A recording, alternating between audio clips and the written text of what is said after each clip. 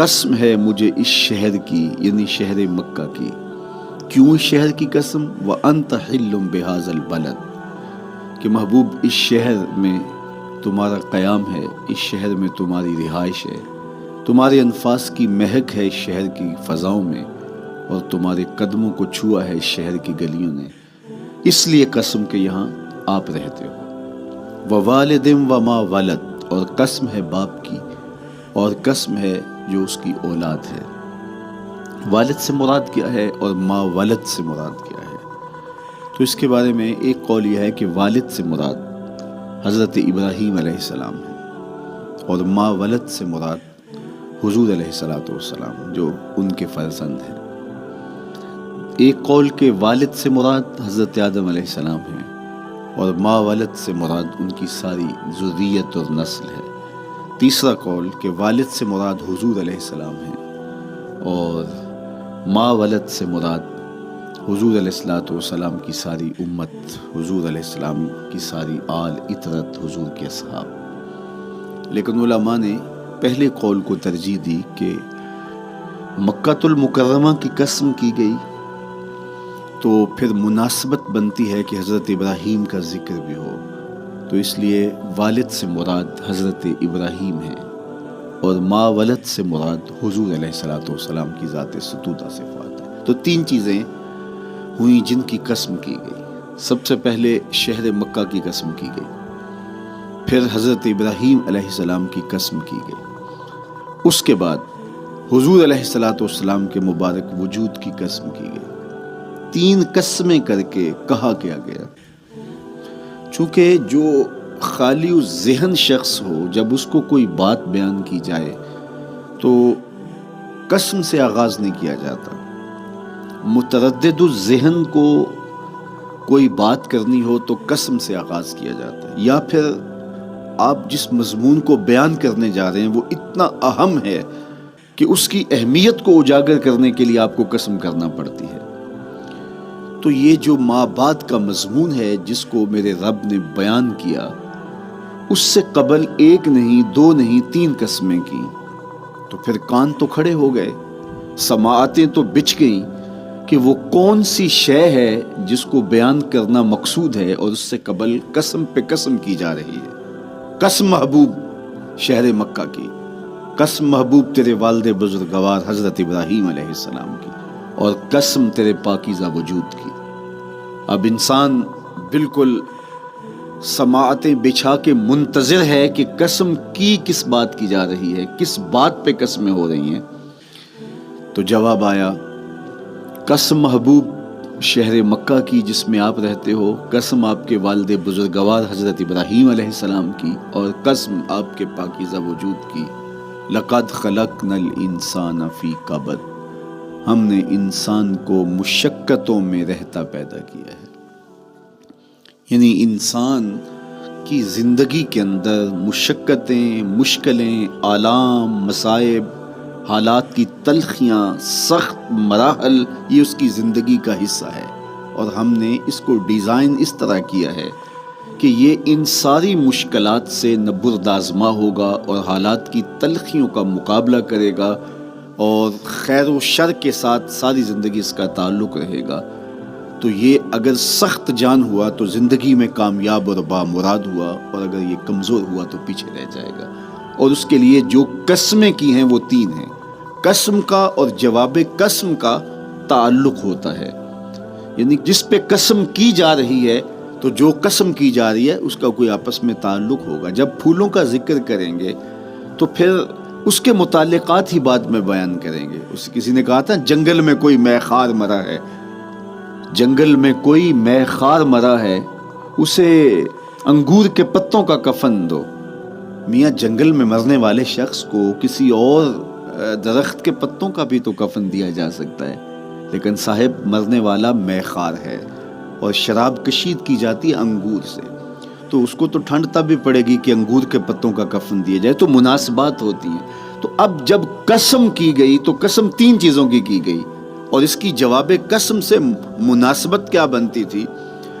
انسان کو مشقتوں میں رہتا پیدا کیا گیا، حالات کی تلخیوں سے گزرتا ہے، سخت تربیتی مراحل سے اس کو گزرنا پڑتا ہے، تو اس چیز کو بیان کرنے سے قبل 3 قسمیں کی گئی۔ پہلی قسم میرے حضور کے پاکیزہ شہر کی، مکہ المکرمہ کی، اس لیے کہ مکہ المکرمہ میں دیکھ لیجئے کہ صحابہ اور حضور کے ماننے والوں نے کیسے تلخ زندگی کاٹی۔ شجر اسلام ثمر بار ہوا تو ہمیں تو یہ کھلے ہوئے پھول دکھائی دیتے ہیں، لیکن ہم نہیں بھول سکتے کہ بلال حبشی کی پیٹھ پہ کیسے کوڑے برسے اور احد احد کیسے پکارتے رہے۔ تو ہم اس منظر کو دیکھیں، مکہ کے ان حالات کو دیکھیں، تو اس لیے قسم کی مکے کی، اور پھر حضرت ابراہیم علیہ السلام کی قسم کی، چونکہ حضرت ابراہیم نے جس قدر اذیتوں سے گزر کر کے، مصائب آلام کا سامنا کر کے، حالات کی تلخیوں کا مقابلہ کر کے اپنا راستہ بنایا اور اپنے رب کی رضا پائی، وہ تاریخ کا ایک انوکھا باب ہے۔ اس سے بڑھ کر کیا ہوگا کہ جلتی ہوئی آگ میں چھلانگ لگا دی رب کے حکم کی تعمیل میں، بیٹے کی گردن پہ چھری رکھ دی۔ یہ تماشا لب بام نہیں تھا،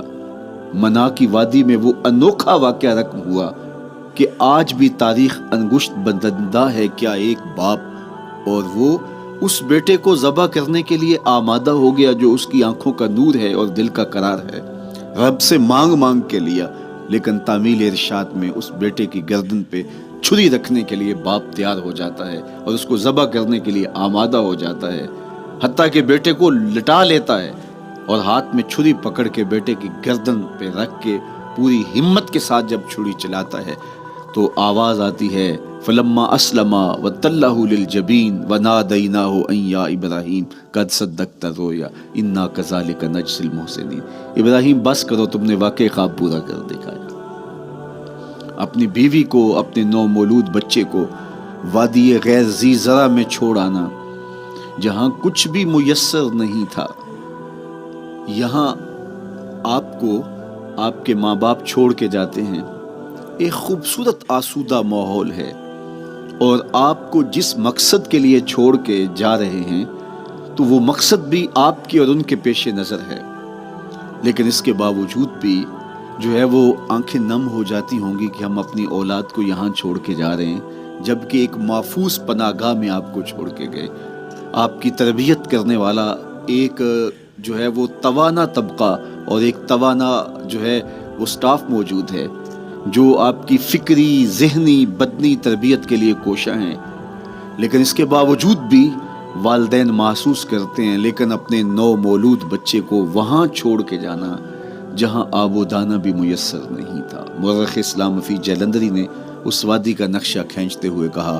وہ وادی جس میں وحشت بھی قدم رکھتی تھی ڈر ڈر کے،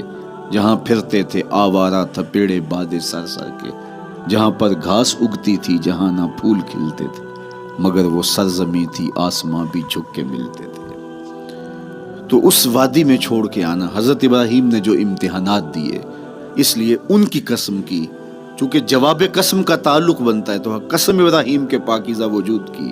کہ جنہوں نے دکھ سہے، تکالیف آلام گوارا کی، لیکن پائے ثبات میں لغزش نہیں آنے دی۔ تیسری قسم میرے حضور کے پاکیزہ وجود کی فرمایا جتنے دکھ مجھے دیے گئے، جتنی اذیتیں مجھے پہنچائی گئی، اتنی کسی کو نہیں دی گئی۔ پیدا ہوئے تو حضور کے باپ کا سایہ سر پہ نہیں تھا، پھر اس کے بعد حضور مختلف مراحل سے گزرے۔ 6 سال کی عمر میں ماں کا انتقال ہو گیا۔ جب راہ حق میں لوگوں کو دعوت رشد و ہدایت دینے نکلے تو جو لوگوں کے رویے تھے اور جو اذیتیں لوگوں نے پہنچائیں وہ ایک الگ باب ہے۔ مکے کی گلیوں سے لے کے طائف کے بازاروں تک جن اذیتوں سے میرے حضور گزرے، ام المومنین سیدہ عائشہ رضی اللہ تعالیٰ عنہ فرماتی ہیں، ایک دن حضور کی بارگاہ میں حاضری تھی تو ہم نے عرض کیا، حضور کیا احد کے دن سے سخت دن بھی زندگی میں کبھی گزرا ہے؟ صحابہ کی نظر میں اس دن سے سخت دن کبھی زندگی میں نہیں آیا، اس لیے کہ جب 70 صحابہ کی لاشیں پڑی تھیں، حضور کے چچا حضرت امیر حمزہ شہید کر دیے گئے، اور نہ صرف انہیں شہید کیا گیا، ان کا مسئلہ کیا گیا، اعضائے بدنیاں کاٹ دیے گئے، ناک کاٹ لی گئی، زبان کاٹ لی گئی، بدن چیر کے کلیجہ نکالا گیا، اور پھر ان اعضاء کا ہار پرویا گیا، اور ہندا نے گلے میں ڈال کے رقص کیا، آنکھوں میں نیزے چبھوئے گئے۔ تو یہ دردناک دن تھا۔ تو حضور کے سر انور پہ سفید رنگ کی پٹی بندھی تھی، اور چشمان رحمت میں آنسو تھے، اور بار بار فرماتے تھے ما فعل امی، میرے چچا کی کہانی سنا۔ تو یہ دردناک دن تھا جو صحابہ نے اپنی آنکھوں سے دیکھا۔ تو انہوں نے کہا حضور کیا احد کے دن سے سخت دن بھی کبھی زندگی میں آیا؟ ان کا خیال تھا کہ حضور فرمائیں گے ہاں یہ میرا زندگی کا مشکل ترین اور سخت ترین دن تھا، لیکن حضور نے فرمایا ہاں عائشہ، جب طائف کے بازاروں میں تیری قوم نے مجھے پتھر مارے تو یہ دن احد کے دن سے بھی سخت تھا۔